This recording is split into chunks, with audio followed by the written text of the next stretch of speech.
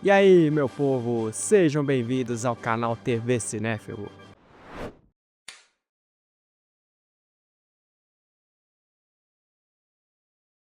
Ano passado tivemos o lançamento do novo Superman dirigido por James Gunn, sendo esse o primeiro projeto do novo universo cinematográfico da DC. E o Superman teve várias encarnações no cinema e na televisão, mas teve uma em particular que muita gente ficou curiosa com a participação do Nicolas Cage no filme The Flash. Que muitos não entenderam por que o Nicolas Cage estava de Superman e por que ele estava lutando contra uma aranha gigante.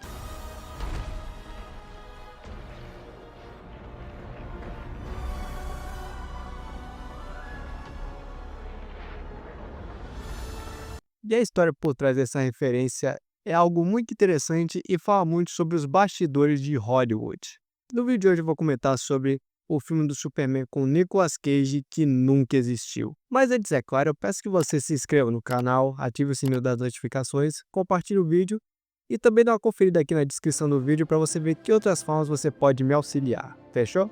Primeiramente, voltando aos anos 90, época em que os filmes do Batman, dirigido por Tim Burton e Joel Schumacher, estavam bombando nos cinemas. 10 anos após o fim da franquia do Superman com Christopher Reeves, a Warner Bros. Comprou os direitos do personagem e decidiu fazer um filme live action. Desde a concepção do primeiro roteiro, a ideia é que esse filme adaptasse a HQ A Morte do Superman. E o responsável pela produção do filme seria Jon Peters, um cara que é bem controverso, que possui ideias meio absurdas nos seus filmes, e detalhe que ele também produziu Superman O Retorno. Aí você consegue ter mais ou menos uma noção de como ele é. O primeiro argumento do filme foi desenvolvido pelo roteirista Jonathan Lange, e o título desse filme seria Superman Reborn.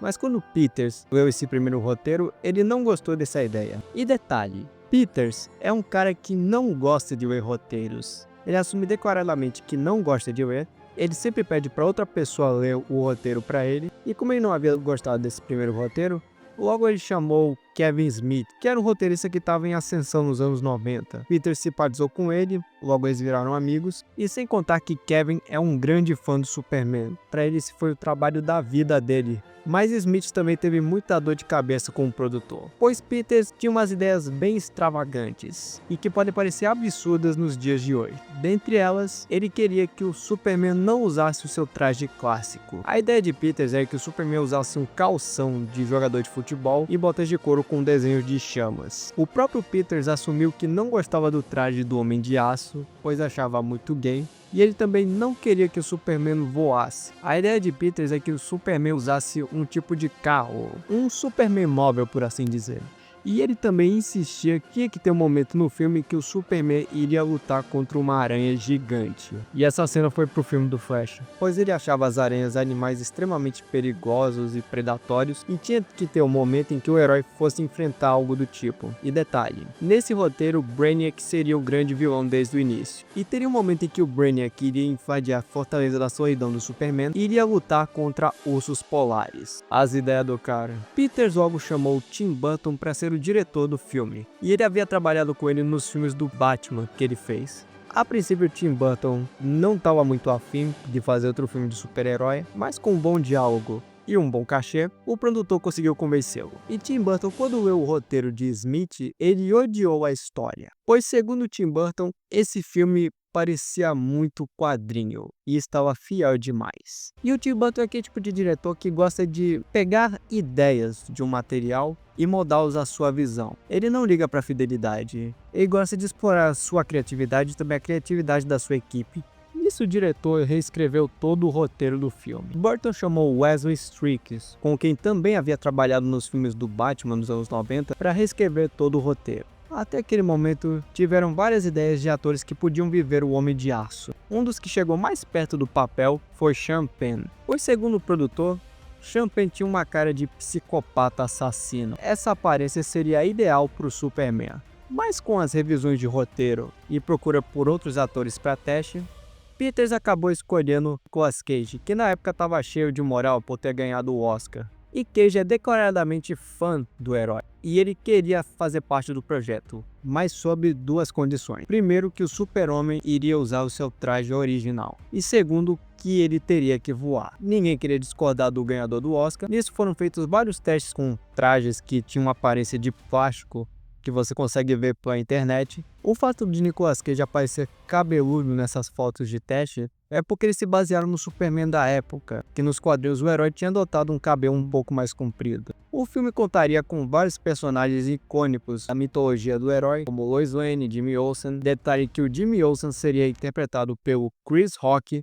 a pedido de Tim Burton, isso não é zoeira. Brainiac desde o início seria o grande vilão da história e seria responsável pela morte do Superman. A produção durou mais ou menos um ano, onde foram feitos testes de elenco, maquiagem, efeitos especiais, tudo certinho para que o filme pudesse acontecer. Só que algumas semanas antes de começarem as gravações, o projeto foi cancelado pela própria Warner. Isso porque na época ela tinha lançado alguns fracassos no cinema. E o pior de tudo é que com o lançamento de Batman e Robin de 1997, vendo que o público não teve uma boa recepção, a Warner temia que esse Superman fosse um novo fracasso e decidiram cancelar o filme. E devido às cláusulas de contrato, todos os atores e pessoal da equipe foram remunerados de forma justa. E agora, como seria a história desse Superman do Tim Burton? Primeiramente, seria uma história bem melancólica. A princípio, nós veríamos o Superman incerto do seu lugar no mundo. Ele não se identificaria como humano, sentiria extremamente deslocado, estaria extremamente inseguro quanto ao seu relacionamento com Lois Lane,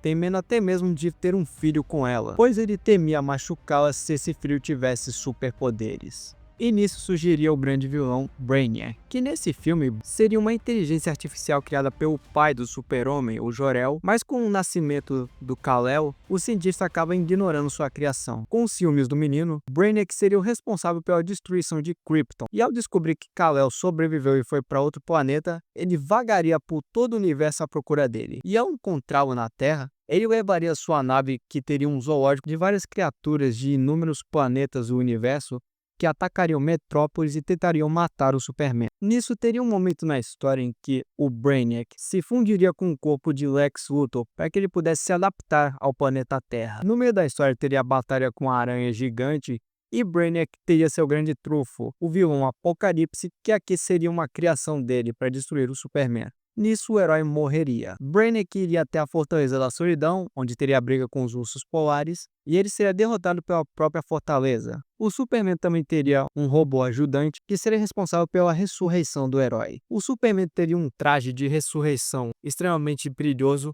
transparente, que deixaria seus órgãos à mostra, e seriam responsáveis pela sua recomposição.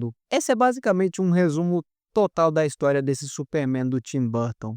E para quem é fã do personagem, pode parecer extremamente absurda essa história, muito viajada, que não tem nada a ver com o herói. Mas como havia dito, Tim Burton é um diretor que gosta de colocar sua visão nas suas obras. Para ele, a visão artística está além da própria obra. Mesmo que esse filme fosse uma completa bagunça, eu ainda fico sentido por toda a equipe, elenco e o pessoal envolvido que gastaram várias horas, fizeram vários planejamentos, discussões, reuniões para tentar criar o melhor produto. E mesmo ainda tendo sido remunerados, imagino que alguns devem ter ficado bem frustrados em não terem visto seu trabalho em tela. Também foi feito um documentário contando sobre os bastidores deste filme, contando tudo que eu falei aqui, só que com mais detalhes, e ainda mostrando vários storyboards que eu apresentei nesse vídeo. Esse documentário pode ser encontrado aqui no YouTube, só que infelizmente ele está em inglês. Dá uma pesquisada aqui na plataforma que você consegue encontrá-lo. E agora me diga, o que é que você achou da história desse Superman do Tim Burton? Acha que daria certo? Comenta aqui embaixo a sua opinião. E esse foi o vídeo de hoje, o primeiro vídeo do ano,